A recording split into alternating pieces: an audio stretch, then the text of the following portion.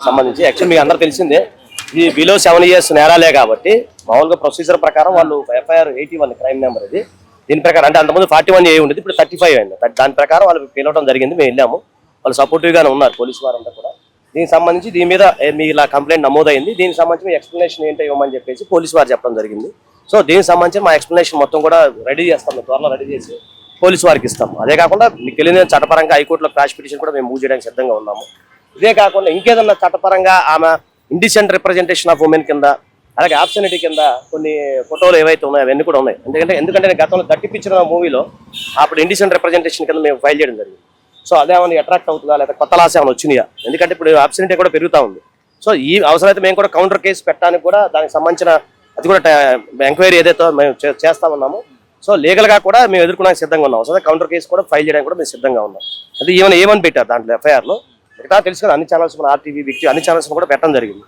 వాళ్ళతో తరపున కూడా మనం మాట్లాడుతూ ఉన్నాము సో దీనికి సంబంధించి మూకుముడిగా కూడా వెళ్దామని ఒక ఆలోచన సో ఈమెకి సంబంధించి ఈ రోజు అయితే ప్రత్యేకంగా తీసుకున్నాము నిన్న వేరే వాళ్ళు కూడా వచ్చి తీసుకున్నారంట సో వాళ్ళు కూడా అప్రోచ్ అవుతున్నారు నన్ను కుదిరితే అందరూ కలిపి ఒకటే నోటీస్ ఇవ్వటమా లేదా విడివిడిగా ఇవ్వటమా సో ఇవన్నీ కూడా మామూలుగా కోర్టులో హైకోర్టులో కానీ ఇంకా ఫర్దర్గా ఇంకెళ్తామా అనేది మేము ఆలోచిస్తాము లీగల్గా కొంత సమయం ఇస్తే మీరు దాన్ని బట్టి మీరు కౌంటర్ కేసు ఎలా ఫైల్ చేయాలి ఏంటి అనేది కూడా మేము ప్లాన్ చేస్తాం అవసరం లేదండి ఎక్స్ప్లెనేషన్ ఏం అవసరం లేదు ఎందుకంటే అది అడ్వకేట్గా ఆయన ఆమె తరపు నేను రావచ్చు ఆమె రావాల్సిన అవసరం లేదు మా లా ప్రకారం అయితే అవసరం లేదు సో నన్నే రమ్మన్నారు లేదనుకుంటే ఆమె వస్తే మేము ఇద్దరం కలిసి వచ్చి అంటే టైం ఉంది కదా 4 రోజులు టైం పడుతుంది కదా సో తయారు చేయాలి మేము కూడా కొంత గ్యాదర్ కూడా చేస్తూ ఉన్నాం కొంత ఇన్ఫర్మేషన్ కూడా గ్యాదర్ చేస్తూ ఉన్నాము ఇంకొంత సమాచారం కూడా మాకు రావాల్సి ఉంది కోర్టు ద్వారా మీకు తెలియదు అది మొత్తం అంతా ఎవిడెన్స్ అంతా గ్యాదర్ చేసిన తర్వాత మీకు రిప్లై కావాలంటే రిప్లై వాళ్ళకి ఇచ్చిన తర్వాత మీకు కూడా మేము ప్రెస్ నోట్ రిలీజ్ చేస్తాము అసలు మీకు కూడా ఇన్ఫర్మేషన్ ఇస్తాము అలాగే మన మీడియా మిత్రులు ఎవరైనా సరే దాదాపు 30 మంది 40 మంది ఉన్నారు దాంట్లో కొంతమంది ఒక 10 మంది దాకా నాకు పరిచయం నా ఫ్రెండ్సే ఉన్నారు ఇంకెవరు ఒక 2 మిస్ అయితే కూడా మమ్మల్ని కాంటాక్ట్ అవ్వచ్చు నేను ఫ్రీగా ఉచితంగా మీకు న్యాయ సహాయాన్ని అందించడానికి సిద్ధంగా ఉన్నాను బ్రదర్ నాకు తోడుగా నేను ఎందుకంటే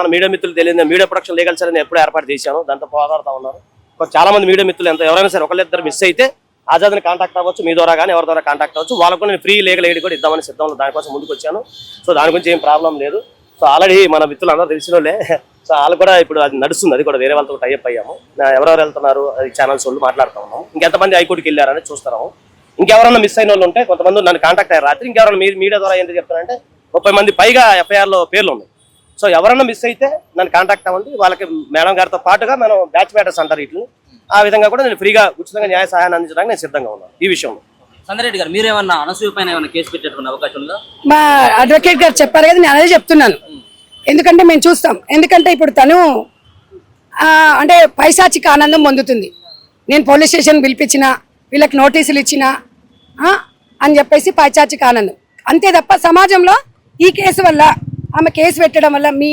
సోషల్ మీడియా కానివ్వండి ఛానల్స్ మీద కానివ్వండి ఇప్పుడు పెట్టిన లేడీస్ కూడా కొంతమంది ఉన్నారు దీనివల్ల సమాజానికి ఆమె ఏ మెసేజ్ ఇస్తుంది కాబట్టి మరి మనం గమ్మునున్నామనుకోండి అది రాంగ్ డైరెక్షన్లో పోతుంది అంటే అనసూయ లాంటి వాళ్ళని ప్రోత్సహించినట్టు అవుతుంది కాబట్టి అనసూయ లాంటి వాళ్ళకు కూడా వాస్తవంగా మీ మీడియా పుణ్యం అంటూ ఇవాళ నిజంగా హీరోయిన్లు మొత్తం చీరలు కట్టుకొని వస్తుంది అది వాస్తవం సమాజంలో అయితే మార్పు వస్తుంది నేను అదే చెప్పాను మార్పు అనేది ఎంతో కొద్దిగా ఎవరో ఒకరు ఎక్కడి నుంచో ఒకరి నుంచి ఎవరో ఒకరు వస్తారు ఏదో చేస్తారు అనే విధంగా మాత్రం మీరు డెఫినెట్గా మీడియా సోదరులందరూ మాత్రం ఒక అవేర్నెస్ మాత్రం క్రియేట్ చేశారు దానికి మాత్రం మీకు చేతులిచ్చి నమస్కరిస్తున్నాను నేను అనేది ఏంటంటే పర్సనల్ జీవితాన్ని పబ్లిక్లో పెట్టకండి ఎవరి పర్సనల్ వాళ్ళు జీవితం సినిమా వేరు పాతకాలం సినిమాలు చూడండి మనసుకు ఎంత ప్రశాంతంగా ఎంత ఉల్లాసంగా ఉంటుంది 300 రోజులు సంవత్సరాలు నడిచిన సినిమాలు ఉన్నాయి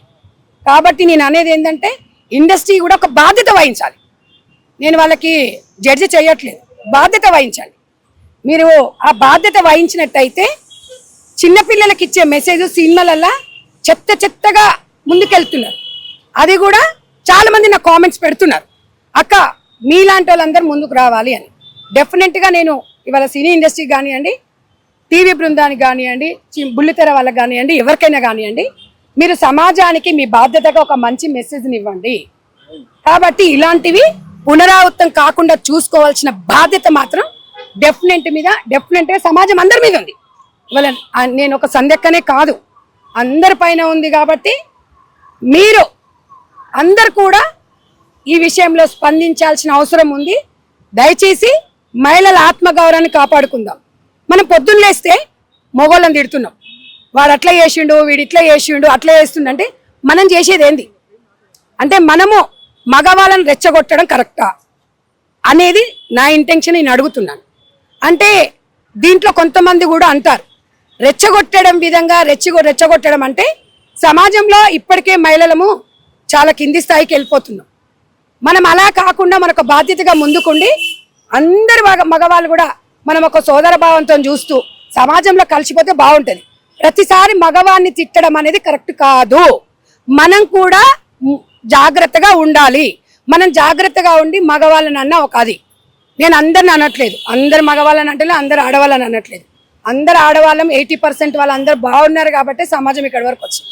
ఒక మహిళగా మీరు మాట్లాడుతూ ఉంటే మహిళా సంఘాలు సైతం కూడా మీ మాటల పట్ల వ్యతిరేకిస్తూ ఉన్నారు. POW సంధ్య లాంటి వాళ్ళు కూడా మీ మాటలు వ్యతిరేకించి కొన్ని ప్రెస్ మీట్ కూడా పెట్టడం జరిగింది. దానిపై ఇప్పుడు దాదాపుగా ఒక 20 కోట్ల మంది ప్రజలు స్పందించారు, చాలా బాగా మాట్లాడారని. మంచి ఉంటుంది, చెడు ఉంటుంది. వీళ్ళు ఒక 10 మంది మాట్లాడిండొచ్చు, వాళ్ళకు ఇంకొక 10 మంది కలిసి ఒక 20 మంది.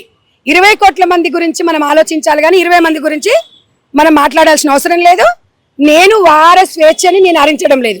వాళ్ళ భావం వాళ్ళు చెప్పారు, నా భావం నేను చెప్పాను. నా భావం నేను చెప్తే కేసు పెట్టారు, వాళ్ళ భావాలు చెప్తే కేసులు ఉండవు.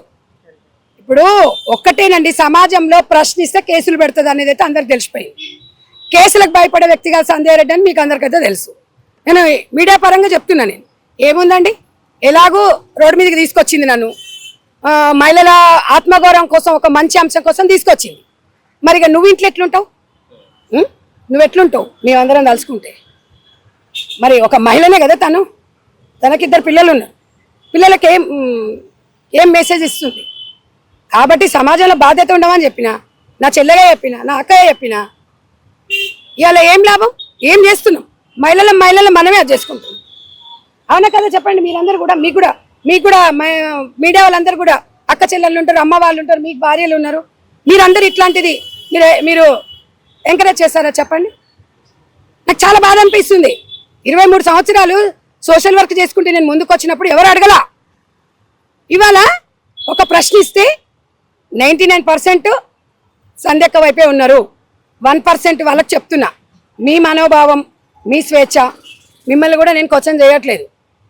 ఇంకా ఎప్పుడు మహిళా సంఘాలంటే వాళ్ళే ఉండరండి, అందరు వీళ్ళు కూడా మహిళా సంఘాల వాళ్ళే. వీళ్ళందరూ మాట్లాడిన ప్రతాపం మహిళా సంఘమే. అంటే ఆమె అభిప్రాయం తీసుకోరా? అంటే ఓ 10 మందేనా సమాజంలో మహిళలు? 10 కోట్ల మంది మహిళలు ఉన్నామండి. వాళ్ళ అభిప్రాయాలు కూడా తీసుకోండి దయచేసి. సామాజికంగా మీరు కూడా గ్రామీణ ప్రాంతాలలో ఈ విషయం మీద మీరు కూడా ఒక బాధ్యతగా ముందుకెళ్ళాలని చెప్పి మీడియా సార్ అందరూ కూడా నేను మీకు నమస్కారాలు తెలియజేస్తున్నాను.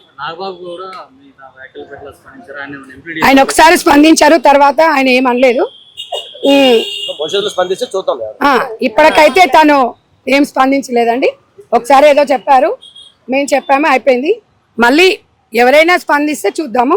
ఎవరి స్పందననే ఉండనియండి, వాళ్ళ స్వేచ్ఛ అది. నాది మాత్రం ఇలాగే ఉంటుంది.